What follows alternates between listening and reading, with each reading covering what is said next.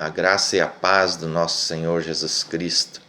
Gostaria de falar hoje sobre Romanos capítulo 7, né? Um capítulo controverso, que muitos dizem que esse capítulo 7 deveria estar antes do capítulo 6, porque no capítulo 6 Paulo já tratou do pecado, né?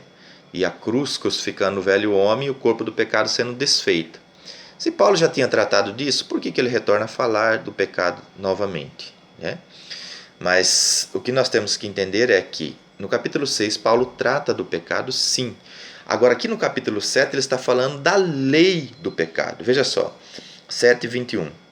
Acho então esta lei em mim, que quando quero fazer o bem, o mal está comigo. Porque segundo o homem interior tenho prazer na lei de Deus, mas vejo nos meus membros outra lei que batalha contra a lei do meu entendimento e me prende debaixo da lei do pecado que está nos meus membros. Então ele está falando da lei do pecado agora como um princípio ativo, operando em Paulo e que também opera nas nossas vidas.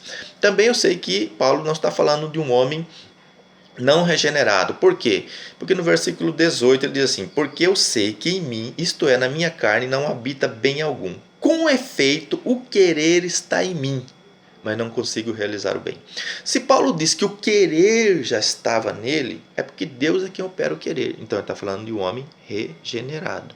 Então esse argumento de que Paulo está falando de um homem não regenerado não tem fundamento.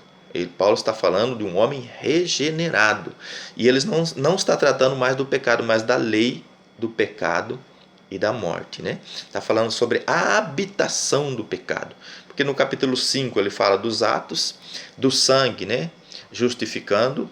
O 6 ele vai falar da cruz crucificando o velho homem. E o 7 ele vai falar da lei do pecado. Quando ele entra no capítulo 8, ele vai falar da lei do espírito de vida em Cristo Jesus, que nos livrou da lei do pecado e da morte, mostrando que essa lei da vida é muito maior do que essa lei do pecado e da morte que habita no nosso corpo.